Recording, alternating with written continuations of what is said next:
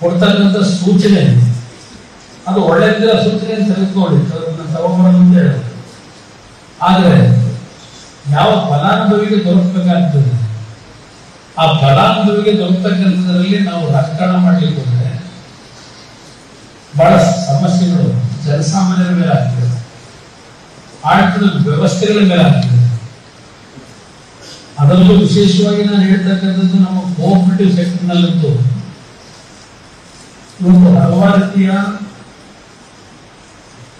ಒಂದು ತೀರ್ಮಾನಗಳೇನಿದೆ ಆ ತೀರ್ಮಾನಗಳಿಗೆ ಅದಕ್ಕೆ ಕಾನೂನೇ ಇಲ್ಲ. ಅದಕ್ಕೆ ನಿಮ್ಮ ಕೋಆಪರೇಟಿವ್ ಸೆಕ್ಟರ್ನಲ್ಲಿ ನಿಮ್ಮ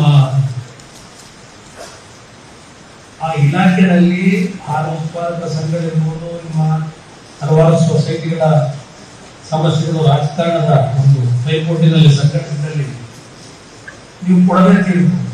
ಆ ಕಾನೂನು ಅಂತಕ್ಕಂಥದ್ದು ಯಾವ್ದು ನಿಮ್ಮ ಗೈಡ್ಲೈನ್ಸ್ ಕೊಟ್ಟಿದ್ದೆ ತೀರ್ಪು, ನೀವು ಕೊಟ್ಟಿದ್ದೆ ಕಾನೂನು ವಿಶೇಷವಾಗಿ ಆ ಇಲಾಖೆ. ಅದರಿಂದ ಆಗ್ತಕ್ಕಂಥ ಅನಾಹುತಗಳಿದೆ. ವಿಶೇಷವಾಗಿ ಹಾಲು ಉತ್ಪಾದನೆ ಮಾಡ್ತಕ್ಕಂಥ ಸಂಘಗಳಲ್ಲಿ ನಾವು ನೋಡ್ತಾ ಇದ್ದೀವಿ.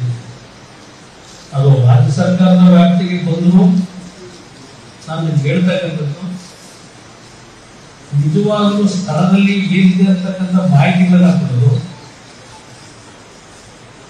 ಯಾವ ರೀತಿಯ ನ್ಯಾಯ ದೊರಕಬೇಕಾಗ್ತದೆ, ಆ ಸಂಸ್ಥೆಗಳು ಒಳ್ಳೆಯ ರೀತಿಯಲ್ಲಿ ಆರ್ಥಿಕವಾಗಿ ಬಲಾಢ್ಯವಾಗಿ ಬೆಳೆದು ಆ ಸಂಸ್ಥೆಗಳ ಮುಖಾಂತರ ಜನಸಾಮಾನ್ಯರ ಬದುಕಿಗೆ ಅನುಕೂಲಗಳಾಗ್ತದೆ. ಜನಸಾಮಾನ್ಯರ ಬದುಕನ್ನ ಹಾಳು ಮಾಡ್ತಕ್ಕಂಥ ತೀರ್ಮಾನಗಳು ಮಾಡಿಕೊಟ್ರು ಜನಪ್ರತಿನಿಧಿಗಳು ನಾವು ಹೇಳ್ತೀವಿ.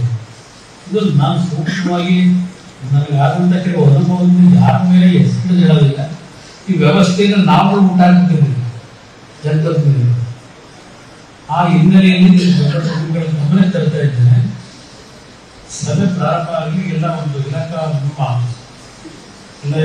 ಎಲ್ಲ ಪ್ರತಿಯೊಂದು ವಿವರಣೆಯನ್ನ ಏನ್ ಕೊಡಬೇಕು ನೀವು ಸಭೆಯಲ್ಲಿ ಮಂಡನೆ ಮಾಡಿ ನಂತರ ಫೈನಲ್ ಆಗಿ ನಾನು ಕೆಲವು ವಿಷಯಗಳನ್ನು ಪ್ರಸ್ತಾಪ